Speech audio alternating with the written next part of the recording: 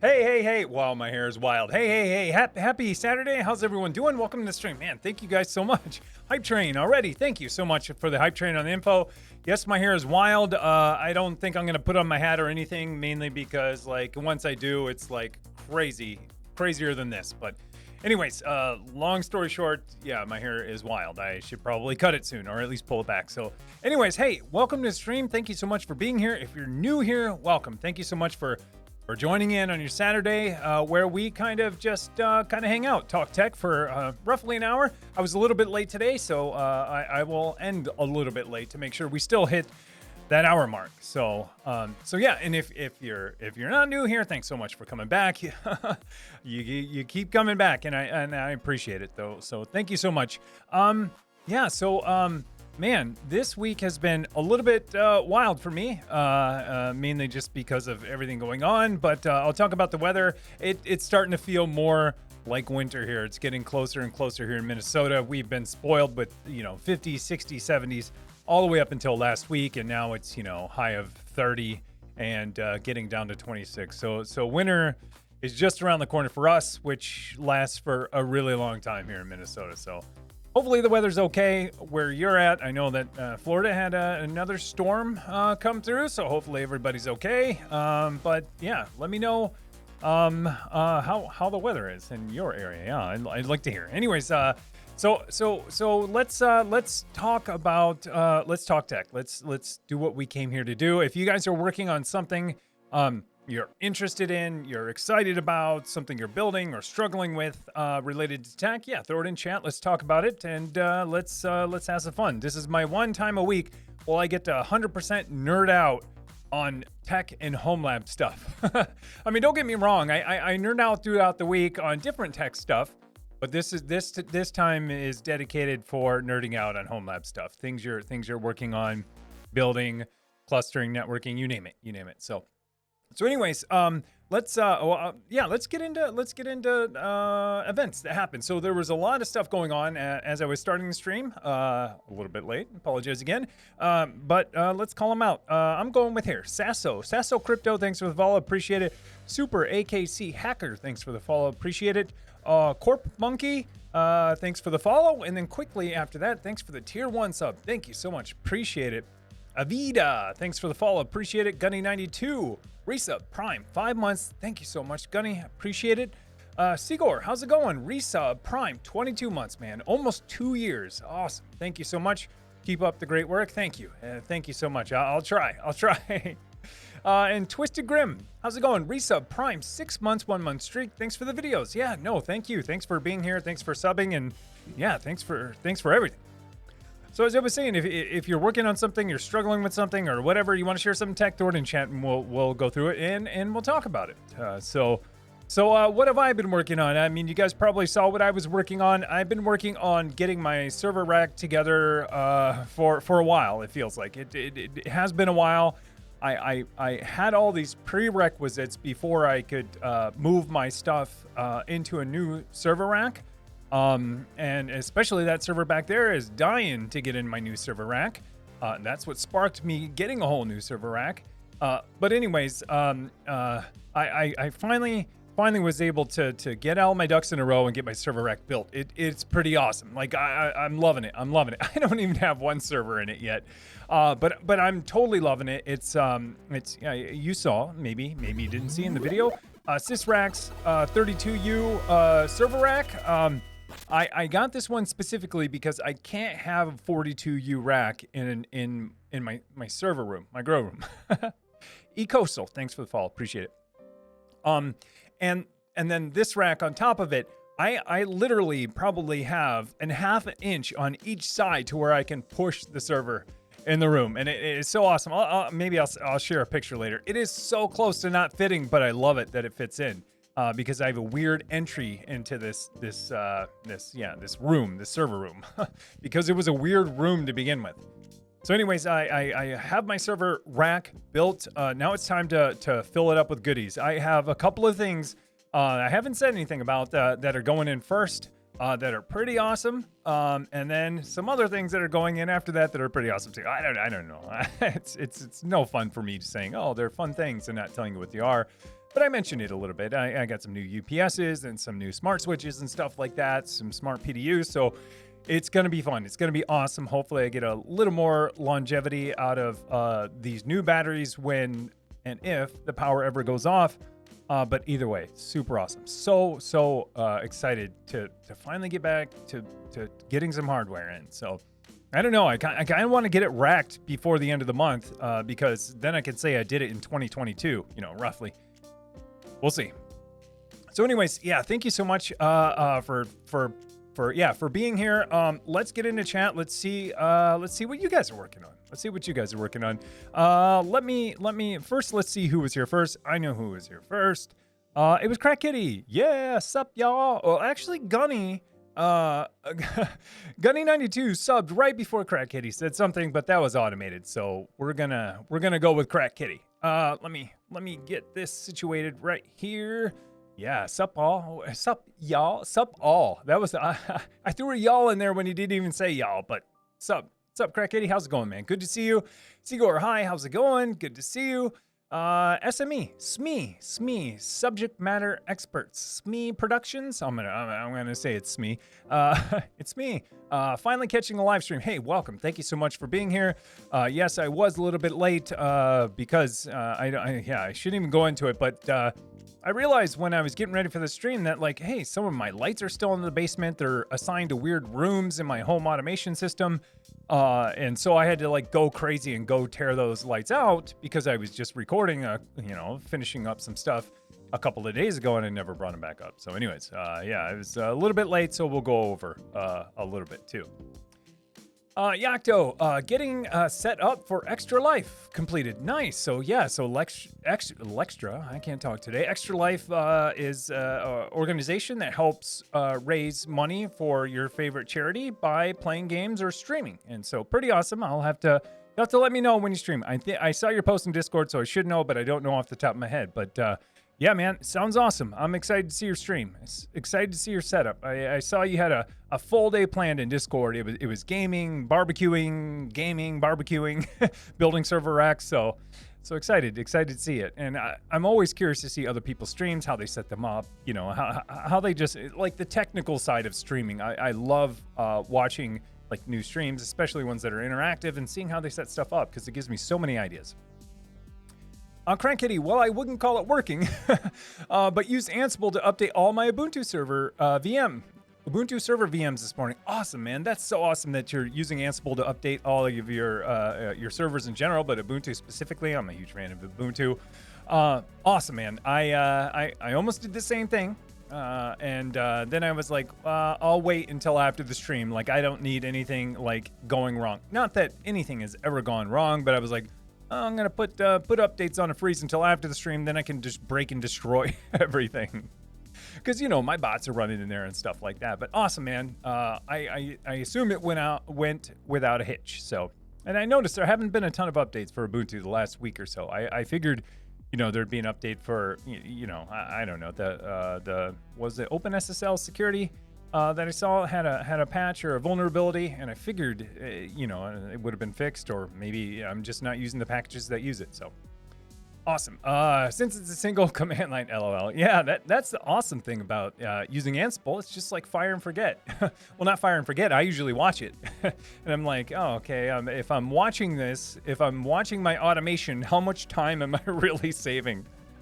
Probably a lot, because you got to SSH in and run all the commands, but still, for some reason I watch my automation, and it's like, well, I'm not getting the best ROI watching it. I could be doing something else, but it's so fun to watch. But awesome, man. Gunny92, shopping for a new case for my main rig. Awesome. Officially giving up on trying to fit all my gear into the case I have. Yeah, I've been there a few times. I keep buying the perfect case. Well, this was years back. I would buy I thought the perfect case. Now everything could fit in here, and then you get some more hardware and you're like, sweet, I have some room to expand. And you keep doing that until you get to a point where now you don't have enough room. But awesome. You have to let me know. What your new case is. I'm in the market for a new case too. I'm in the market for a whole new, PC and workstation. So I'm in the market to buy and build. But I love seeing people's cases too. Let's see, Twisted Grim. Hey, working on my new host. Awesome. So I have a B-Link SER5 with a Ryzen 5560U, going to be great Kate's masternode and low power video conversion box. Nice. I had great success with getting my cluster up with Cert Manager and traffic finally. Learned a ton. Twisted Grim. Wow, man, that is a ton. That is a ton. If you think about it, you got Kubernetes running. A feat in itself. And then on top of that, you got Cert Manager running. It's pretty okay to get it running because, you know, if you're not taking advantage of it, it just works or doesn't work. And then traffic, which then takes advantage of that. And that's where it gets kind of tough. So awesome. Glad you learned a ton. It's pretty mind-bending. I honestly think for me, at least personally, getting the Kubernetes version running was easier than the Docker version. If I think about those points in time where I was like, hey, I'm doing Docker and traffic and pulling my hair out, or I'm doing, you know, Helm and traffic. I think Helm in the Kubernetes way for me was a little bit easier because, you know, a Helm package, you supply some values to modify the defaults, and it kind of works. With Docker, it's a lot of copying and pasting and applying and wondering if it's going to work. So that's not to say it makes it any easier when you cluster or for your ingress controller and load balancing and all that. But getting it running for me was a little bit easier. After I had Kubernetes running. So yeah, it's awesome. Sounds like a good day for you then, for sure. Tyrannox, hi, how's it going? How's everyone? I think everyone's good. I'm good. Good morning for me. It's been a good morning for me. It's been pretty chill. Release a new video. That's always a good day. It's always good when it does well too, and it's well received. So I'm in a great mood. I'm in a better place than I have been the last couple of releases. So, but yeah, hopefully you're doing well. Been a while since I was on the live stream. Well, hey, welcome back. Linux Tips. Hey, dude. Hey, how's it going, Linux Tips? How are you? Linux Tips is rated a few times. I think that's the same Linux Tips. Runs a huge, big stream usually. I remember, I think you rated me once and it was like 150 or 200 people. I was like, jeez. Hopefully you're doing well. Good to see you. 18 Wheel Gray, haven't seen you in a while. How you doing? Tier 3. Dude, thank you so much for 7 months, 5 months streak. Dude, how are you doing? Good to see you, man. How's everything? I haven't seen your name in a while, Ray. How you doing? Hopefully you're doing well. And thank you so much. Continued support. Tier 3. Woo. 7 months. Thank you so much. Appreciate it. Abdurham, how's it going? Good to see you too. Let's see. Alfie-Trust. Wintertime means it's easier to overclock. Yeah, good point. Wintertime means I don't need to worry about my basement getting 80 degrees either. Yeah, that's a good point. I actually do. I love fall. I love winter. I like the colder seasons more than the warmer seasons for me. So I like early spring. I like late fall.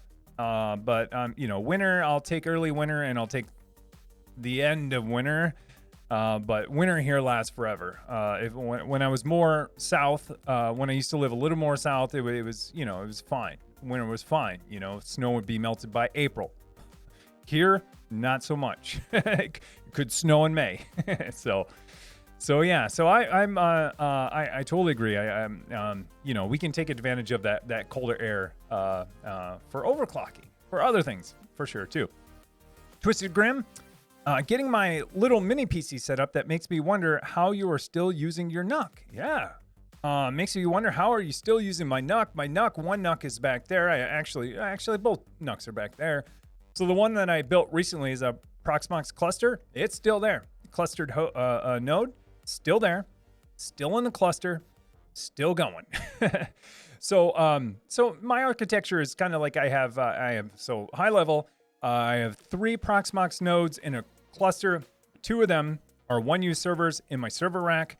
One of them is that Intel NUC node that's back there.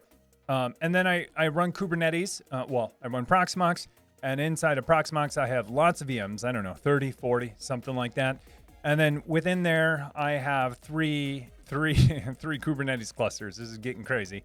But I do. I have 3 Kubernetes clusters, all kind of for different roles or purposes. And then on top of that, this is basically where all of my nodes that end in 2 run. I don't know why 2. I should have done 3, but who knows? And I think my camera, when it did that last time, it was overheating. So give me 1 second.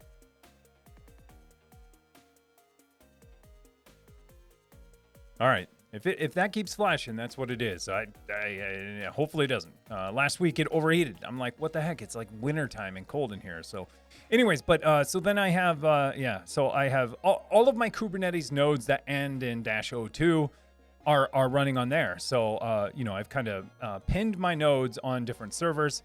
I have O1 nodes, O2 nodes, and O3 nodes. And then that way, when I deploy stuff, I can coordinate my reboots. If I need to take this one down, hey, Calpulse, thanks for the follow, appreciate it. But if I need to patch this one, which I will do later on today, and patch those nodes, I know that I can reboot all of the nodes that end in O2, and that will shut down those containers or pods. If they don't have enough replicas, we'll move somewhere else temporarily, and then possibly move back when it comes back. I mean, it's up to Kubernetes. Whatever Kubernetes wants to do, I'm just here for the show, for the Kubernetes show, because it figures it out based on resources. So, anyways, long story short, it's still running Proxmox. It's running a lot of Kubernetes, and that's about it. A lot of Kubernetes nodes on there. Hey, next HR's resub Prime 2 months, 1 month streak. Thank you so much. Appreciate it. Thank you. But yeah, it's pretty awesome. But then that's my convention. For some reason, I decided like any node that ends in O1 is going to be on one of my 1U servers. Any node that ends in O3 is going to be on my other 1U server. No idea why I chose this scheme. And then anything on that ends in O2 is going to be on that Proxmox node.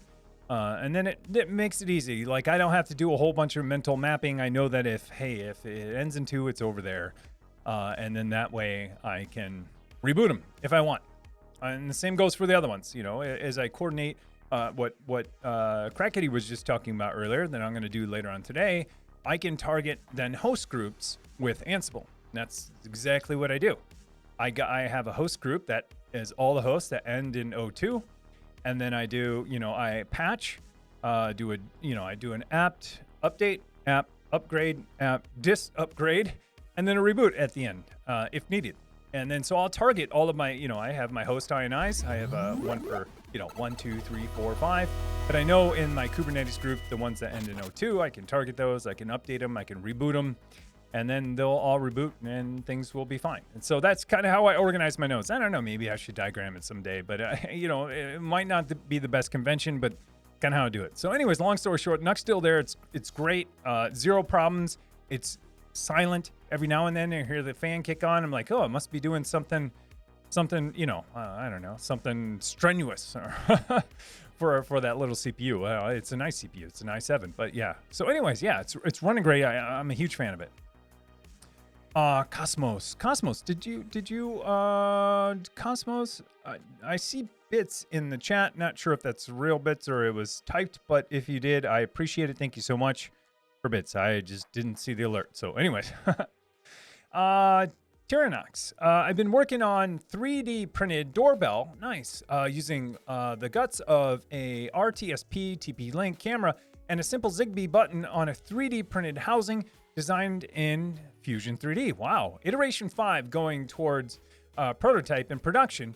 Just needs a coat of paint and waterproofing on the PCB. Nice. So it's so awesome. I love hearing like people actually building and designing stuff with a 3D printer. That's like an awesome use case that you can, I don't know, build something, design something and print it out, especially for prototypes. I mean, imagine what it was like before 3D printers. I mean, it was probably wood block or clay. I don't know. I have no idea. I'm making this up. But 3D printers makes it super nice to be able to build a prototype, and even maybe just you never move beyond a prototype and you use that in production, especially if it's, something, that doesn't need like any type of, I don't know, well, like you said, like needs to be in production, I guess, and all the things that come with that. But awesome. That is super awesome. Love to see it. You should share it in Discord. I'd love to see it. Cosmos, did you, did you Cosmos? I see bits in the chat. Not sure if that's real bits or it was typed, but if you did, I appreciate it. Thank you so much. For bits. I just didn't see the alert. So anyways, Senpai Carter. I'm labbing for the Terraform certification, and it's way too much fun. Awesome. Yeah, that is awesome. I'm still late to the Terraform game. I get it. I understand it. I just haven't used it a ton. I've considered doing something on it in a little bit, but we'll see. But awesome. Yeah, good luck on the certification. I agree, it's so much fun. It is so much fun, like automating stuff in general and getting it right, especially when you can automate infrastructure to where you can build something, test something, and then tear it down, all with automation. Then that's when I love it. I'm like, now it's super fun because I can go, spin up an environment, target it with whatever services, tear it all down and check if it worked, and didn't work. Okay. Oh, I got to change one little command, change the command, run it again. I'm a huge fan of automation. Have been for a while. But awesome. That sounds awesome. Terraform. Good luck on your certification. Kill some time before time kills you. I like it. Kill some time before time kills you. How's it going? Planning on implementing a Ubi switch. I don't know the acronym. I don't know. I can't even say it. Acronym. I don't know the acronym. OOB. Out of box. Because usually when I see OOBE, that was Microsoft's way of saying the out of box experience. But I don't know what OOB is. You'll have to let me know. But good luck on the OOB switch. Maybe it's a product. I bet it's a product. Open source probably too. Robert Meisen, hey, good to see you, dude. How's it going? Hey, dude, good to see you here in Chat and Tech. Robert, how's it going? I think it's pronounced Meisen. Maybe it's Misen and Meisen. I'm going to say Meisen, but how's it going, man? Good to see you. Glad you're here. You made it all the way from Twitter and YouTube. You're everywhere, man. And Mastodon, how's it going, man? Good to see you. Hopefully your channel's going well. Hopefully everything's going good with you. Good to see you here. Tyrannox, Craig Kitty, thanks. There's some photos in the 3D printing channel on Discord from earlier iteration. Awesome. Gonna check it out for sure. I'm so glad my house doesn't have a room for a huge server rack. I spend so much money. Yeah, agreed. I feel like the more room I have, the more I want to grow into that room. I think that's just a lot of people have that. They have room and then they feel like they have to fill that room until they can't fill that room anymore. And then they go looking for bigger rooms or more rooms or ways to expand. I think it's, I don't know, human nature, I feel like. But yeah, I'm kind of the same way. But the room I have in my server room is pretty limited. Like I can almost touch the walls if I go in there like this both ways. So not a ton of room in there. It was a weird little crawl space, but I fixed it up not too long ago. So I don't plan on going any bigger than that. And plus, honestly, if it weren't for this server back here, my Storinator, I wouldn't have a need to go beyond 18U. I probably could have got by with like a 25U. That would probably been the sweet spot. But then I wouldn't have an excuse to get this new rack. So yeah. But yeah, it is. It's an expensive hobby. I'll say that for sure. But hopefully you get some kind of, enjoyment or possibly a reward by something in your career for doing it too. So it's the way I look at it. Necros. I upgraded a TrueNAS box from a SAS 2 LSI card to a SAS 3 Adaptec card. SAS 3 drives on a Supermicro TQ backplane started getting random false drive errors. Switch back to SAS 2 and it's all good. Any ideas? Supposedly the SAS 733 TQ backplanes is SAS 3 compatible. I don't. I don't. You've already dove into this a little bit further than I ever have. The only time I ever had any problems with SAS drives and my backplane, which is that drive shelf, disk shelf that I have down there, the only time I ever had problems is when I was using the interposers. So the interposers are the little adapters to go, I don't know, I don't fully understand them, I'll be honest. But they're just adapters to go from the backplane to the drive. And I have SATA drives, and so anyways, long story short, the only times I ever had problems when I used those interposers that they said I should use. And so I was like, yeah, absolutely going to use them. And I had nothing but drive errors, Drives would fail, say they were failing. I would scrub them, fix them, and, put them back in. They would resilver and it would happen again. And I don't know. I ended up taking those out and it's totally fine still.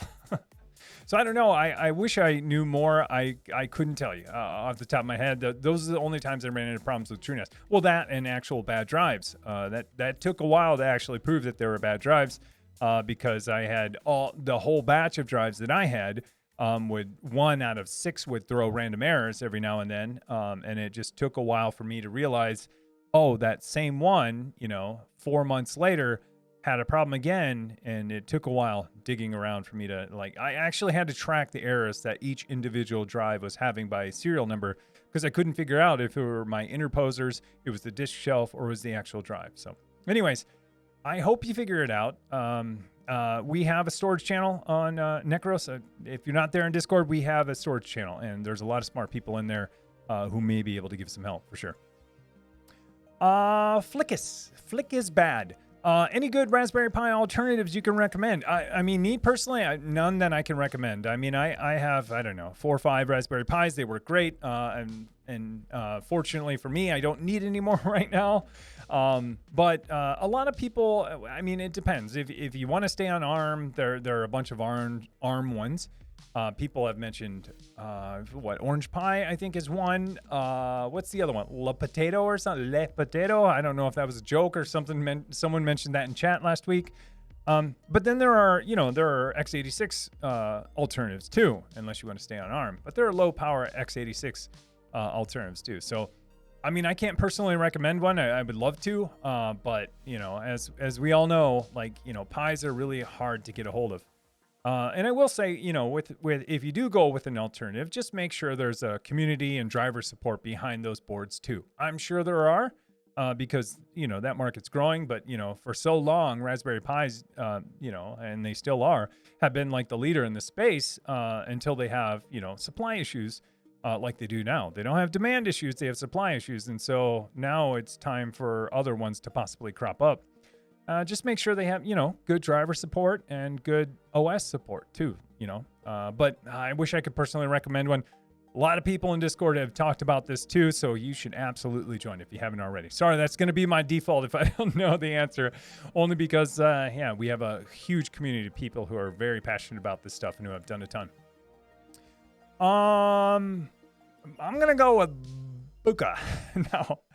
Here we go. How do you handle airflow temperature control in your server room? Hey, yeah, I just released a video today on my new server rack that will kind of help with it. Doesn't help with keeping the air cool in the room, but will help get it out a little bit easier.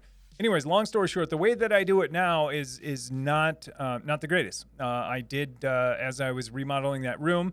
I had a small little window put in with a vent that I can open up. And then I have a box fan that blows cool air into that room. I said when I remodeled that room last winter that, hey, I have until the summer to figure it out. Well, I made it through the summer without having to worry about it. I procrastinated some more. And so now I really don't have to worry about it again until the spring. I am going to figure it out. I haven't figured out what the best thing to do is. I'll be honest. I'm not an HVAC person, but to me, in my head, I wish I could just pull out that warm air and push it outside. I know that's going to create a vacuum and pull, the cooler air from my house down into there, which I'm fine with. But for now, it's the warmest I've ever seen that room get is about 81 degrees. And I know because my Raspberry Pi monitor back there will tell me. And plus I track that temperature over time because I have a temperature sensor in there.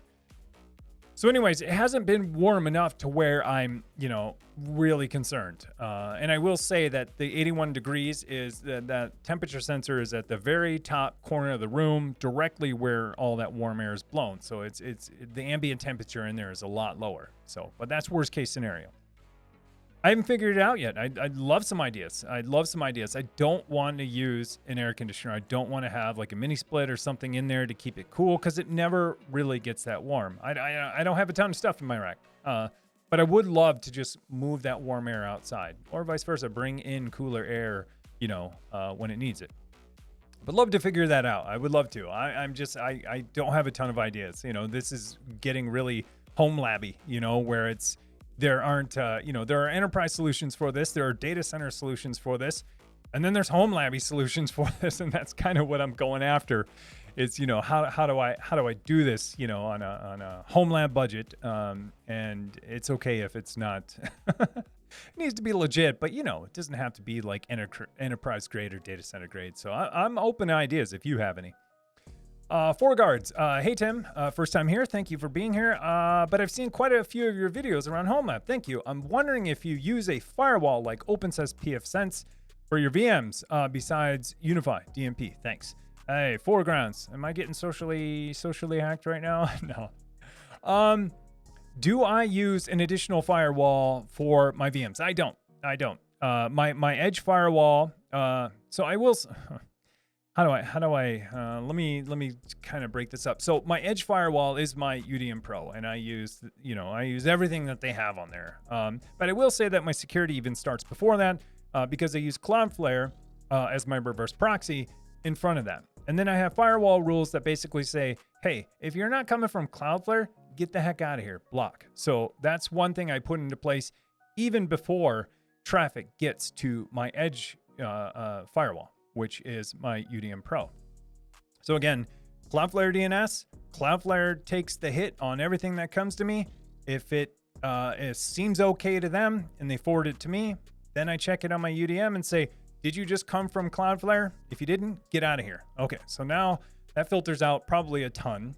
And then from there, I have my, every security feature that my UDM Pro supports, all turned on. And then on top of that, I do some additional checking for, hey, obviously, what are you going after? I don't have port forwarding turned on for every port, few critical ports. And then that traffic only gets forwarded to basically my DMZ. So I have a VLAN, I have 5 VLANs, virtual networks in my network where only external traffic, incoming external traffic can go. So my DMZ. And that's where some of my public services are running, like my Kubernetes cluster, like my website and stuff like that, my blog site, my documentation site is all running in my cluster here at home, but it's running within the DMZ, which is that VLAN that's dedicated just to incoming traffic. So, and then I just have to trust that my firewall rules for my DMZ work.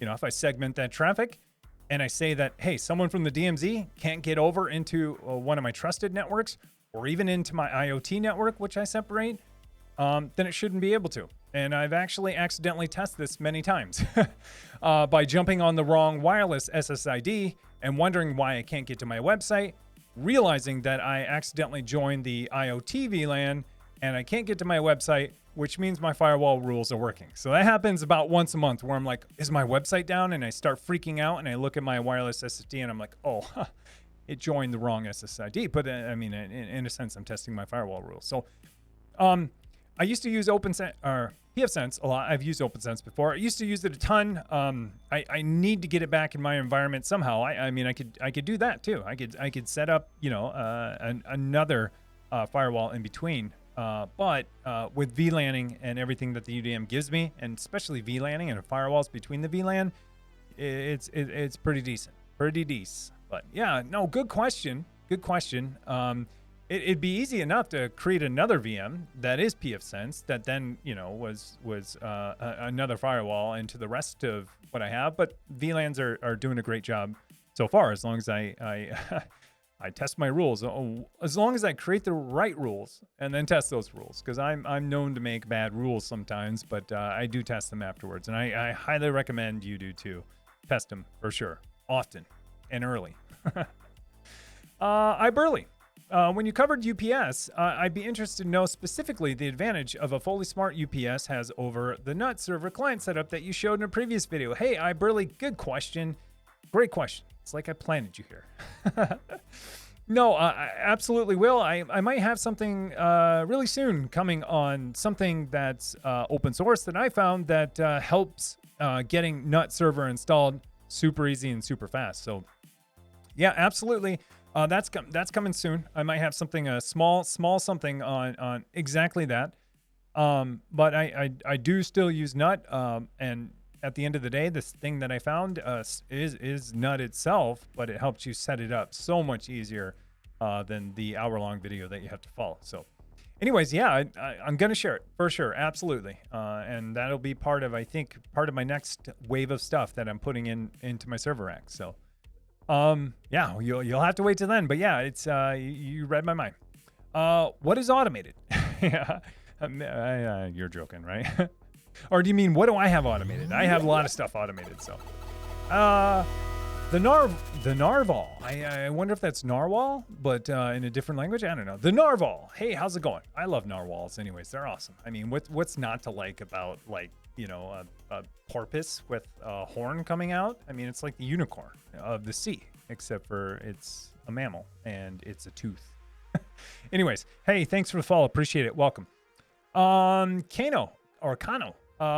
This is my first and last message. Hey, thank you. Thanks for spending it here. Thank you. Budney, I'm trying to figure out why my Proxmox machines aren't updating an app when on a VLAN, pfSense Omada. Why they're not updating? Do you have internet access? I know that sounds obvious, but do you have internet access? So if I were you and I was going to troubleshoot this, I would remote into your Proxmox machine, like SSH or in the terminal. First, I would I'd probably kill two birds with one stone, but let's start easy. First, I would ping something like Cloudflare 1.1.1.1. Just ping it, or a Google DNS, whatever you want to ping, but ping by IP. That'll say, hey, yes, I can get TCP out to the internet. Okay. If that works, then I would do an NS lookup on something you know, NS lookup google.com, whatever, and see if that resolves. If either of those two don't resolve, then it's a firewall rule, or DNS is not is getting blocked, or it doesn't have access to DNS, or it doesn't have access to go out through the internet. So I would check your gateway, or if you have NAT, I assume you do. And then if those two work and you still can't, then I would look at, I would figure out, go into your sources.list for app, look at where you're pointed, and do the same thing for those two. Do an NS lookup on those two. And then I would try running the commands manually. But I bet it's DNS. I bet it's DNS, and not that you have a DNS problem. It's probably that that machine can't resolve DNS. That's what I'm betting. That's what I'm betting. Crack Eddie, no Mathny. I beat the early mastery. Absolute, you did. Absolutely, you did. Rondolite, hello, as requested. Hey, thanks for being here. Smee Productions, LOL. Stephen Morgan Entertainment. Oh, I like Smee. It's Smee. Hey guys, it's Smee. I like it. Stanley Morgan Entertainment. I'm totally fine with that too. We joke around at work sometimes and we call each other Smees, like the subject matter expert. And we like to say that each other are the subject matter expert on the thing they hate the most. Little joke. We do it all the time at work. So we're like, yeah, you know, so-and-so, Sean, he's the SME for this Avro encoding. We joke around because it's something we kind of all hate. And so we joke around and say that other people are the subject matter experts on things we really hate. And there's no one else to even tell it to, so it's not even that funny. But it is funny to us. Anyways, Stephen Morgan Entertainment Productions. I like it. Sounds very official, but I'm going with subject matter expert. Alfie Truss, planning a large expansion of my self-hosted services, and I rewatched your homelab security guide. Awesome. I actually rewatched it the other day too, because it started playing on my coming up next, and I was like, oh yeah, I remember that. What is involved in setting up Cloudflare reverse proxy? We just talked about this. Awesome. Yeah, man, it's like I planted you here too. They have many offerings to choose from. Okay, yeah, let's talk about like the easy, the free, the quick win on Cloudflare. The free, easy, quick win on Cloudflare is to use Cloudflare as your DNS. And what does that mean? It just means, hey, if you registered your domain somewhere, which you probably did, or you don't have a domain, switch your registrar's name servers to Cloudflare. And so that Cloudflare owns name resolution for you. And then what will happen is you'll get Cloudflare protection. All of this is free. Say what you want about you are the product or whatever, but you don't pay for this. I'll just, it's better to just say it like that. You don't pay to use them as your DNS, and you don't even have to migrate from your existing registrar. Once you create that, you turn on all the protection you could find. A lot of it comes out of the box. And then what that will do is two things. One, it will protect you from most attacks. Because now when someone tries to go to your domain, they're not hitting your IP address at home. They're hitting Cloudflare's IP address. And so, as I said in that video, any attack on you is really an attack on Cloudflare. So it's really in their best interest to block these types of attacks. And so then if you use them as a reverse proxy, then all the traffic that gets through will come down to you. The other thing that does is it obfuscates your IP address, because in DNS now your IP address won't be your home IP address. Your IP address will be a Cloudflare IP address. And so then, it obfuscates it that way too, which is pretty cool. And then like I was just talking about a little bit earlier, the next extra step you should do, I just said all this. It's like I planned you here. The next step you should do is then create a firewall rule on your Edge firewall at home and say, hey, let's say you have port 80 or 443 open because you're hosting, websites or web traffic. Inspect that traffic and say, hey, if this traffic doesn't come from Cloudflare, one of their IPs, then just block. And so Cloudflare publishes their list of IP addresses that they'll send traffic from, and they post it on the web. There's even scripts you can run to update that over time automatically too with pfSense. So it's pretty cool, but it rarely changes, but it's a good idea to do that too. I mean, worst case scenario, they're going to add another node or get a new IP, and then, the people who hop on that node and get forwarded to you, they get blocked. But someone will tell you, hey, some reason I'm getting blocked, and you'll try it and it'll work for you, and then you'll be like, oh, Cloudflare must have updated their IP addresses. Anyways, and that's it. That's really it. You could do that for all your domains, and you get some really good protection. There are other things you could do outside of Cloudflare too. If you want to self-host something like that, there's CrowdSec, which I've talked about too. But Cloudflare is obviously it's centralized, but it gives a lot of protection. And they're protecting, Fortune 10 companies, so. Protecting, the little home labber like me and you, it's just like, it's nothing for them, but pretty cool. It is really awesome. And I will say too, it's worth mentioning too, that their reverse proxy product is free, but their load balancing product is not. And so on a reverse proxy, you're at a higher level in the stack. It's only HTTP traffic. So HTTP traffic, think port 80 and port 443. You can't do additional, TCP or UDP. That's lower in the network stack. You can't do additional TCP and UDP ports without using their load balancer products. So just a quick, distinction. Think only web traffic. Think websites, web servers, web APIs. Web HTTP, the protocol HTTP. The protocol HTTP. So HTTPS, obviously the protocol, but the type. Anyways, that's a lot about it. I'm a huge fan. I've been doing it for a long time, and it just came up earlier too. It's really easy to do. Gives you a lot of protection really easily. So yeah, it's kind of a no-brainer if you know how to do it. And you want to do that, and you trust Cloudflare. A lot of people do trust them. So, but yeah, it's pretty easy. If you need some more help, yeah, we should talk about it in Discord. A lot of people have set that up in our Discord too, and they're all experts at it. They've done it a ton. I think I have 13 domains protected by them. So it's pretty cool, and it's pretty eye-opening too. And you get other benefits too. This is not a Cloudflare commercial, but it's starting to feel like one. But you get other benefits too, like caching, and local distribution. You could edge cache all your stuff, like your HTML and stuff like that. It's pretty awesome. You don't even need SSL technically too, because technically then you're going to terminate your SSL to them. So you don't even need SSL on your own stuff, but we won't go that route. And then there's there's a whole bunch of other stuff now that they're doing with zero trust stuff too, which is totally awesome. So, anyways, long story short, I'm glad you found it. As you could tell, I like talking about this stuff. Rayan, I'm trying to figure out how to enable remote access to a few standalone Docker instances. Inside Docker instances, I've been able to reverse proxy with traffic. To manage the reverse proxy from one open IP address on the modem to the Docker containers.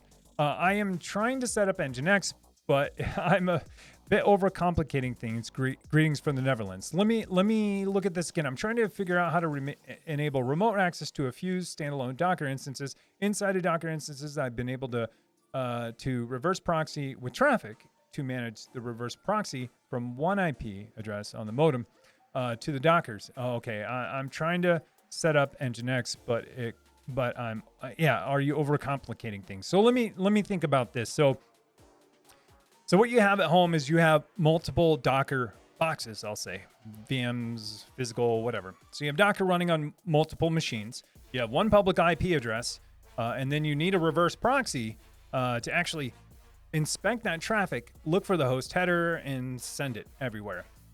And so what you're doing now, I assume, is going to one, and that's good for those pods that are on there, those containers that are running on there. But it's not so good for the one that's hanging out over here, unless you build rules to forward across there. So you can do that. What I just demonstrated, you could do that. You could have one machine always be your traffic instance that says, hey, and when you define your routes, you could define one that is actually another IP address on your network. Totally fine, totally legit, it works. I think I have examples in my GitHub repo. You could do what you were saying, which is put Nginx in front of those and create your own reverse proxy, I assume on a different box. Because if not, why not just use traffic since you already have it set up?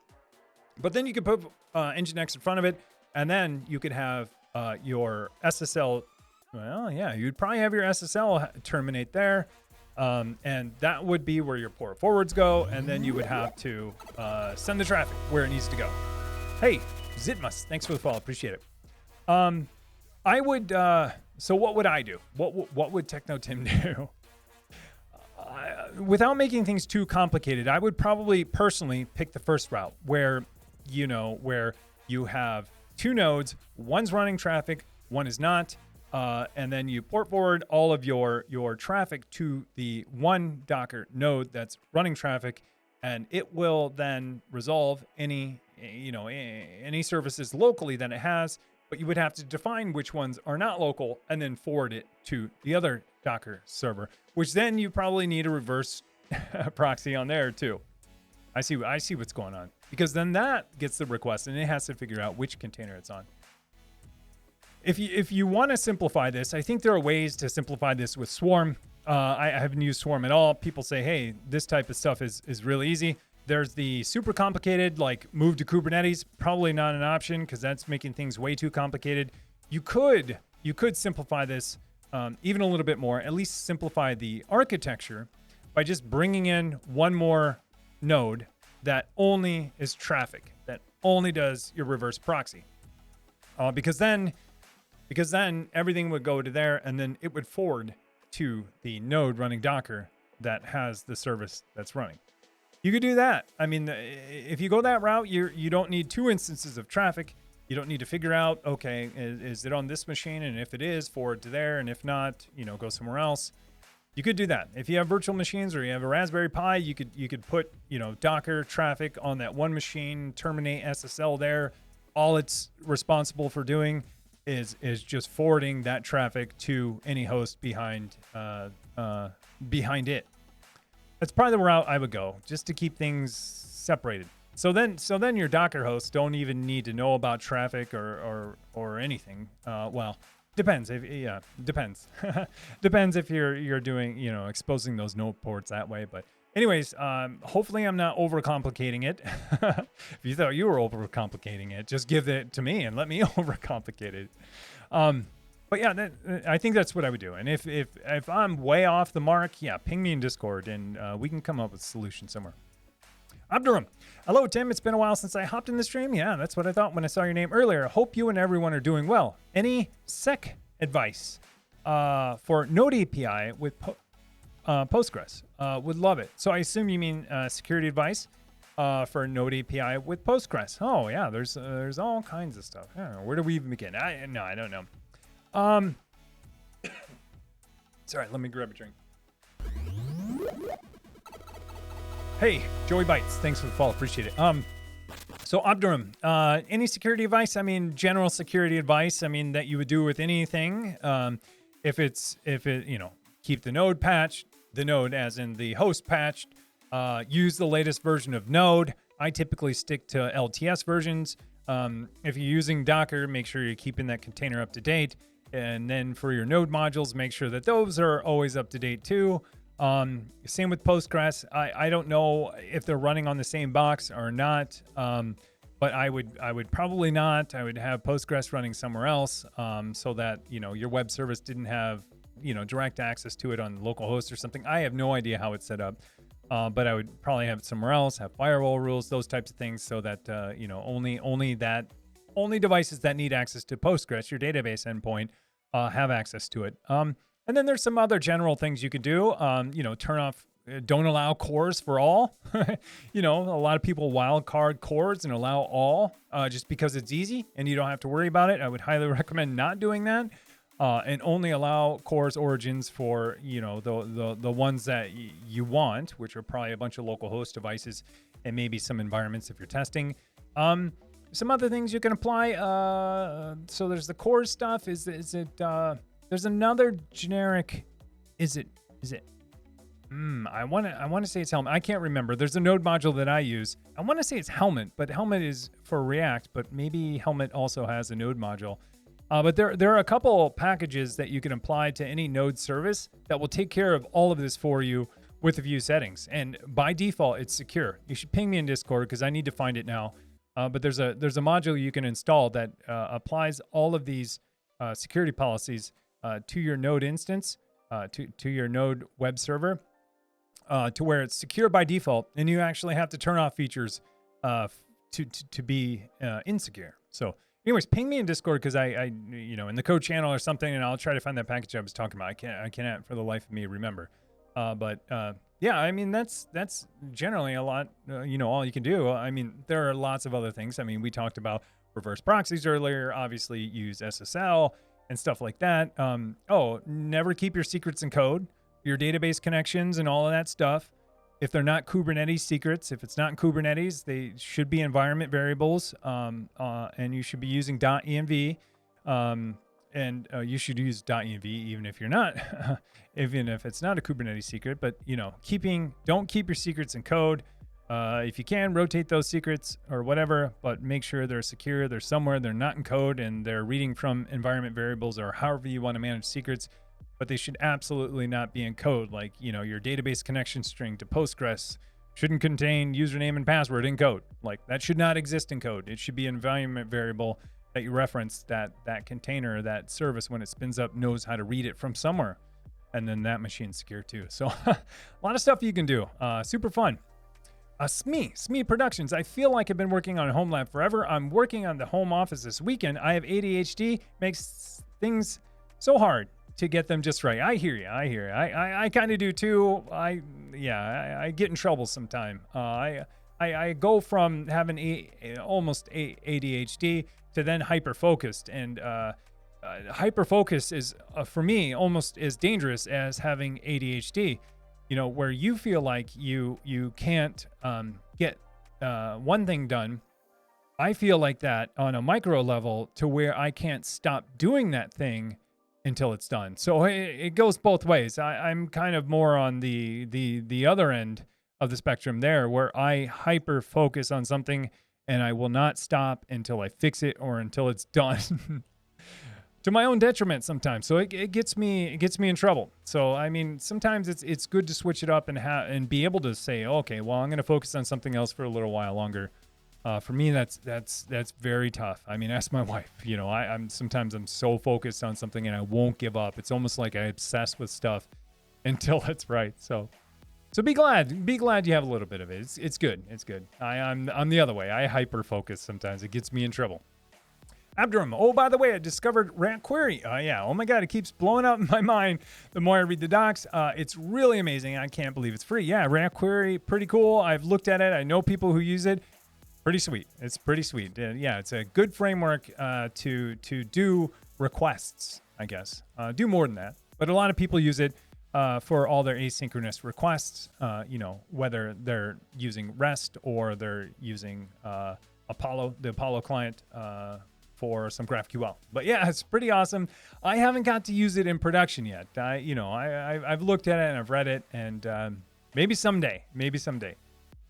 Nobi, Ryu, hey, COE, COE, Co MGen 92. Thanks for the sub. Sorry, thanks for the prime sub. Appreciate it. Sorry I couldn't pronounce your name. When I see COE, I just think Center of Excellence. I'm going down this corporate acronym path. So, Center of Excellence. Thank you so much for the prime sub. And I'm sure it doesn't stand for Center of Excellence, and if it does, that is awesome. But Nobi, love the new rack. Been looking at the company for some time now. Yeah, thank you. I'm a huge fan too. It's pretty awesome. I'm pretty stoked about it. Robert, loving the new rack, dude. Gonna be awesome to see what you do with it. Yeah, hopefully fill it, and hopefully soon. But I got some cool stuff that hopefully we'll get in there soon. Gamasec. Hi, I've watched your videos since the beginning, but it's the first time I'm here to comment. Thank you so much. A very quick question that I never understood very well. Do you use Windows 11 as your OS, and do you use Linux and only use Windows in a VM when you make your videos? Just curious. Keep up the good work. Congratulations on your new rack. Hey, Gamasec. Do I use Windows? Absolutely. I'm on Windows right now. I've used Windows 11. I think 3 or 4 months after it was released, I went all in with it. And so yeah, I absolutely use Windows. I use it a ton for a couple of reasons. It works with all of this equipment that I have. And on top of that, they have WSL now, so I can get into a Linux terminal, just by opening up Windows Terminal or whatever terminal app you want to use. And I can get into a Linux environment really quick. So that was a game changer for me, because now it means I don't have to SSH or PuTTY into a Linux box to do the things I need to do. Basically had a jump box for a long time. That was a VM that I could do my Linux administration from. Now I can do it all from WSL. But that doesn't mean I don't have Linux running. I have more Linux machines in my environment than I do Windows machines. I think I have probably 25, 26 Linux servers. I still have a dual boot of Ubuntu on this machine that I'm on, and I use it all the time. And yeah, so I am using Windows 11. I am using it 100%. It is my daily driver. I'll say that too.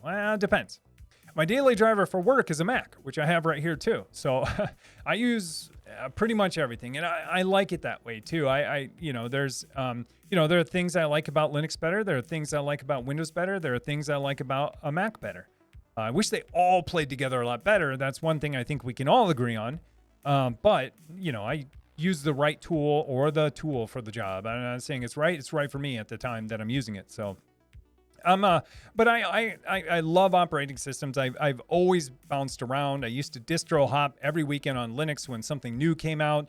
So I've always enjoyed that quite a bit. But my 3 drivers right now, Windows 11, Mac OS Ventura, and Ubuntu. So it's pretty fun, and I love it, because then I can stay abreast of the 3 major OSs, and and be knowledgeable when someone asks a question, or at least understand maybe what they're talking about. And I have an iPhone and I have an Android phone. They're both right here. Actually, I have 2 iPhones right here and 1 Android phone. So I just love, I don't know. I'm a huge fan of operating systems. I never, there are some things I can do on Windows. There are some things I can do on Linux, and there are some things I can do on Mac. So far, you can't do everything everywhere. So until that day, I got to use all 3. So. Anyways, but yeah, it's I do use Windows. Windows is my daily. Windows is my nightly driver. Mac is my daily driver. And Linux is my server driver. Linux is my 24/7 driver. I don't know, because it's always running here at home. So, but yeah, it's fun. I'm not gonna pick and choose. There are things that I do on OSs that it's perfect for. You know, this stream right now, perfect for Windows. Not good for Mac. Not good for Linux. I'm just gonna say it. It's not. Could I make it work? Maybe. I would have to rip out a lot of my hardware. I would have to do really funky things with audio drivers if it would even work. You know, I would have to do a lot of things different. So, but again, I enjoy all three. And so you know, like kids, you don't really have a favorite one, but I do. But you don't tell anyone. Not that I even have kids anyways. Let's see. Mishmash. I'm going with Mish. I just want to say you're an absolute legend and you have inspired me to host my own local homelab for a year now. And I'm helping my friends get into it. Awesome. I'm sorry. No, awesome. I'm glad you like it. I'm glad you like to do it. It's a super fun hobby. For me, it's open doors to things I haven't been able to do. Either professionally or even, you know, in my career. And so it's just been, it's so much fun. And it gives me something to do when there's nothing to do, you know? There's always something to do when you have a home lab. And whether or not you want to do it, you could put that on the back burner or you could do it whenever you want. But I do it a lot all the time. So thanks for sharing. I really appreciate it. That's awesome. You're teaching your friends and getting them into it too, because I think you learn so many valuable skills from it. And yeah, then you can be, you know, your family's tech support for everything. So yeah, thank you so much for sharing. 18, well, Ray, how's it going, man? Good to see you. Sup, y'all? Like it? Been super busy. Honeydew list, my friend. Yeah, that's where. Yeah, you have been busy, man. Good to see you though, man. I'm a fall is greater than spring, is greater than summer, is greater than winter. Ooh, you nailed it for me, except for fall. I go fall, spring, winter, summer. And I don't know why I didn't stick up that finger. But that's me, mainly because I do not like heat. I do not like to be hot. I do not like to sweat unless I'm prepared for it. I don't know. I'm weird. I've always been that way. You know, I sleep with the window cracked open. In college, I left my window open and a box fan on 24/7. And I loved it, even in the winter, because I don't know. I rarely get cold, but I like being cold. I mean, I don't like being shivering cold, but if it's 60 degrees in the house, I'm pretty good. So anyways, we're real close on that one. For me, I would swap winter and summer just because I'm weird. Lord Gardenome, much too excited to see those other projects you mentioned for your new server rack. Congrats on the rack. Thank you so much. Yeah, it's pretty awesome. Pretty awesome. Ron Delight, no more Rancher? Heck yeah, I still run Rancher. Yeah, I absolutely do run Rancher. I'm still running it. I use Flux to keep it up to date, and I deploy through Flux. But Rancher coordinates and helps me administer all three clusters that I have. They're all three clusters managed by Rancher. So absolutely, I still use it. And it is great. Do I deploy through it? Do I mutate my server in my cluster environment with it? Like mutate, like do I deploy stuff through the UI? No, I don't. You know, I deploy things through Flux. So I use GitOps and I commit YAML, and then I have CI that deploys it to my cluster. So that my code matches my cluster infrastructure as code. Basically GitOps does the deployment. So I do still use Rancher. It's fantastic for being able to troubleshoot, to look, to monitor, to quickly scale down or scale up something if I'm having a problem. Yeah, absolutely. I still do. Exec into pods, access my cluster over a web browser and VPN. Absolutely. Cause you know, but yeah, long story short, absolutely. I still use Rancher. It's open in that window right now. So it's pretty awesome. Let me see. Gunny, nothing quite as good as living in colder climates. I grew up in Scotland. Oh, yeah, I agree. I agree too. I like it. I'm a huge fan of cold, not freezing cold like Minnesota cold. Like, you know, when it's, yeah, even when it's 0 or -10 or -20 here, I'm kind of like, okay, I get it. It's cold, but I don't know. I'm also a fan of change too. I wouldn't want it to be winter forever, or live somewhere where it's always warm. I like the change. I like the seasons. I like the rhythm of, oh, it's spring, now it's summer, then fall, leaves changing, and now it's snowing in winter. Because I look forward to that change all the time. So I love that too. If I could cut out summer, would I? No, because I like the change. But if I could cut out the really hot day, like if summer only got to about 72, yeah, I would go for it. Abdurum, about next-gen firewalls, does your Ubiquiti router firewall inspect what data is in the packet, analyze, categorize it, black flag, that stuff? Also put definitions in the vendor. Yeah. I got where you're going. You can download those that were flagged inappropriate. Yeah, so it does deep packet inspection, and then it does block. I think the category, so it does deep packet inspection. It does block, and it also will categorize some of the bad packets or attacks according to the attack that it was, and it will, yeah. So it has all that. So it has all that. But rarely do I go to that level and look. I'll look at what the attacks are, where they're coming from, and the type of attack, and just trust. And then they're mitigated, obviously, because it blocked and logged them. But I kind of, I'm subscribed to their, whatever they're using for their internet intrusion detection and prevention. IPS and IP prevention? IPS? Detect? I don't know. I forget the acronym right now. Anyways, yeah, I absolutely. Is it going to be as good as some of the other ones like Palo Alto, Cisco? I'm not sure. I assume a lot of them source them from a lot of the same places too, like all the OWASP stuff and stuff like that. Like they're all publicly available. So, it's up to them to implement. But yeah, Palo Alto, Cisco or Meraki, they're all going to be doing the same thing, too. The same type of action, but, their definitions might differ. And who knows?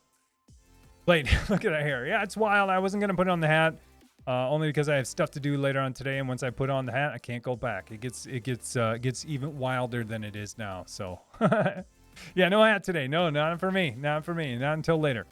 My tiny Mini Micro runs like a champ. I have a Dell R620 shut down now. Just have there. Yeah, that's awesome. Yeah, I was looking into some today. I think someone on Twitter was said there were tiny micros on Woot today for $99. I was like, oh, this seems pretty awesome. But yeah, awesome. I'm a huge fan of them. I have a few workloads that require GPU. If I didn't have those in the future, I would rethink some stuff. Do I go lots of tiny micros or do I stick with, one use stuff? So I don't know. I'm a fan of both. So it's tough not to go that way. So, okay, guys, I went way over. Actually, not too far over because I was late starting. I'm going to look for ones that mention me specifically or that are mentioning. Here we go. Thank you so much. Kill some time before time kills you. OOB is out of band, not out of box. I like it. So on like an out of band update or something like that. Thank you for the clarification. I don't remember what the original question was, but I'll remember that acronym next time. Thank you. Luenta, this one, let me see. Hey, I'm struggling with VLANs in Proxmox with pfSense. Any suggestion or example I can learn from? Planning to make an OKD cluster. Yeah, so yes. Yeah, absolutely. So get your VLAN set up in pfSense. That's on you because I can't help with that because I haven't done that in a long time and I don't have pfSense running right now. But VLANs in Proxmox, I figured it out. If you look at my, 13 things or 12, first 11 things in Proxmox video, it's like my #1 video of all time.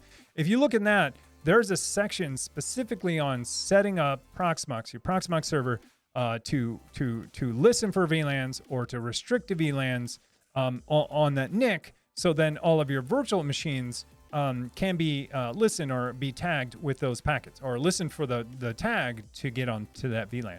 So anyways, there's probably a 60-second section on setting up VLANs, and I have all the code behind and exactly what the NIC configuration looks like and how to do it in that video. So I think it's first 11 things in Proxmox video.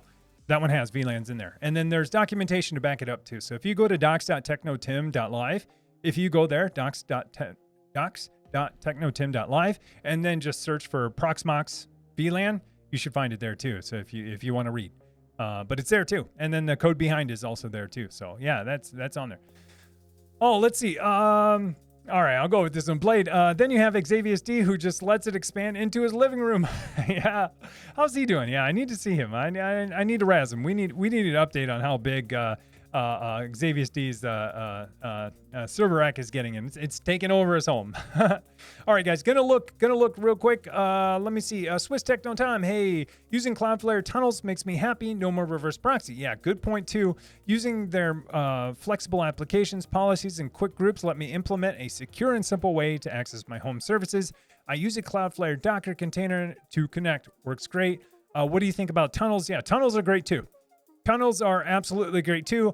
But again, they restrict those ports for the tunnels. I thought when they implemented tunnels, it was going to be for any TCP and any UDP, but no, they're basically doing the same thing as a reverse proxy, but you don't have to use the reverse proxy. It basically connects you to the reverse proxy. So I think they're awesome. If you don't need to set that stuff up, personally, I still like to. I mean, I'm making it more complicated than it probably needs to be, but I still have my reverse proxy behind. And then, I use their external DNS product with their reverse proxy. But tunnels are fantastic. And I think they actually, so they do allow 2 additional ports, I think, if this is still the case. Hey, pressure's up. Thanks for the follow, appreciate it. But Cloudflare tunnels actually let you do more than just a reverse proxy, HTTP traffic. I think they actually do SSH and RDP too. So they protect those 2 ports too. So port 22 and 3389 for Windows, but pretty awesome. So that's another use case for using tunnels versus just a typical reverse proxy. But yeah, it's a great product. It's another option. It's super simple and it's easy to expose your services publicly like that too, and you get the same protection. So yeah, good point there. Might be a little bit easier to figure out.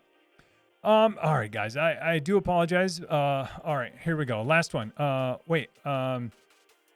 Okay. So, kill some time before time kills you. You should set up you should add a section in Discord like our homelab so that we can share homelab pics.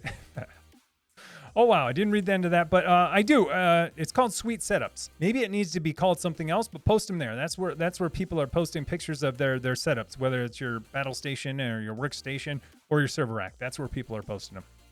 All right, last one. Music driver. Hey, I have an interesting question, Tim. Watching you for a while, first time catching you live. I might have multiple questions. One at a time. All right, I only have time for one. This one just caught my eye. If I have an Intel 1000 Ethernet 4 port card in Proxmox, should I choose the Intel 1000 as the network adapter for the VMs? Thank you. If you answer it. P.S. Your hair is very techno. It's very techno, but it's still Tim. Thank you. Yeah, it is wild. It is wild, but long story short, I took a shower shortly before, and if I put it on the hat, I can't go back. Like it'll be just like everywhere. So this is tame. Anyways, if you give it the 4-port, so I see what you're saying, network adapter for the VM. Yeah, you can again in that Proxmox video. I think I talk about NIC stuff too. You can if you want. So if you have a 4-port NIC, you can assign those to the VMs. Personally, what I would do, and what I did with mine. I set up a team or lag on them, and then I connect those to a switch that supports teaming or lagging so that I can get more bandwidth for those and have some failover. I mean, I don't think there might be a benefit to dedicating each individual NIC to VMs, but what I found was what I would do is one, you have, I assume since you have a card, you have a NIC on the server. So what I did is, the NIC on the server for me, the integrated one, is my Proxmox administration NIC. That's the one I use to communicate with other Proxmox servers, or it's the one that I, reach the Proxmox UI with. So that's administration, one dedicated to that. And then what you can do, or what I've done in the past too, is then for all your VMs, you connect those to a virtual router, and then and then what I did was lag them, LACP, I think it is. To connect them to give me more bandwidth, but at the same time, give me some failover. And so I mean, that's it's kind of complicated to explain. I explained it in that video though too, but it gives me more bandwidth for all of the connections that it's going to use. And you can do that. I mean, I've also in the past I've also like pass through individual NICs to individual virtual machines, and then after I did that, I just realized like I'm making this way more complicated than it needs to be. Rarely do I ever need more than a gigabit for one of my virtual machines. And so lag or LACP plus failover for me was the route I went. But you could also do that for your Proxmox Node 2, depending if you do backups or if you have HA going on and moving virtual machines back and forth. That's a good option too for that Proxmox administration NIC. Anyways, I hope that helps. You can ping me in Discord and we can talk about it some more. I won't be on Discord. Well, I'll be on there right away, but won't be on there until much later. But yeah. So anyways, guys, hey, thank you so much, man. Great stream, great questions. Thank you so much for being here. There were a lot of follows, a lot of subs, a lot of renewals. I think there was bits. I can't tell if those were or not, but dude, thank you guys so much. I really appreciate it. If you want to chat some more, I've talked about Discord a lot. We have a Discord server full of, we're close to 8,000 members. A lot of people there, a lot of content there. You're absolutely welcome to join. Just use !Discord. Or you can absolutely join by going to discord.gg/technotim. It's a Discord partnered server. And so I got a fancy URL that they gave to me. So I would love it if you join. You don't have to say anything. Pretty low ping. I think there's maybe one a week, if that. One every couple weeks now, depending on when I release a video or what's going on or if we have an announcement. But pretty low key. A lot of lurking and a lot of funny memes. So if you need me, ping me here, Twitter, not here because I won't be here, but ping me Discord, Twitter. I'll try to answer when I can. And yeah, thank you so much for being here. I will have something out probably soon, sooner than normal. And then at the same time, I will be back here on Twitch next Saturday. One thing I just realized, I think, so if you guys know PC Geek, he's a mod in Discord and he contributes a ton of help and content and knowledge to our Discord. I think he's streaming right now, on Twitch, and I should rate him. I totally should. I'm glad I remembered to do this because one, he's a huge help, and two, he's streaming today for Extra Life, which goes to a charity of his choice, and I would like to share the love. So let's do that really quick. Let me figure out. Let's figure out how Man, it's been a while since I rated. Hey, do you even Twitch, bro? That's how I feel right now. Hopefully this is going on the right screen and you're not seeing like a whole bunch of my secrets. Who knows what's going on right now? I know what's going on right now. Okay, okay. Wow, totally Inception there. I was like, why am I seeing a black screen? And it's because I had this full screen on here. Anyways, this is totally, it is not right. So anyways, I got to fix my scene, but we're going to rate him real quick. And rather than me fumble and figure out how to just show a picture in a picture, let's do it. So I'm going to go to the PC Geek really quick. Let's see. Oh, yeah, change it. Let's change up the lights. Oh, and he's not on. Oh, man, he's not on. Am I imagining this? No, he's not on right now. He's not on right now. Oh, man, we just missed him. All right. PC Geek. Hey, we tried, man. If you watch this back, we tried our best. So anyways, okay. Well, yeah, that's not happening. Hey, so I didn't have to figure out how to rate anyways. It's been a while. Dude, we missed you. Anyways, hey guys, thank you so much for being here and thanks for turning on light mode. It's pretty bright in here. Actually, it's pretty bright. Thanks so much for being here. I will catch you next week and I will catch you later on in Discord. Have a great night and be good to each other. Take care, folks.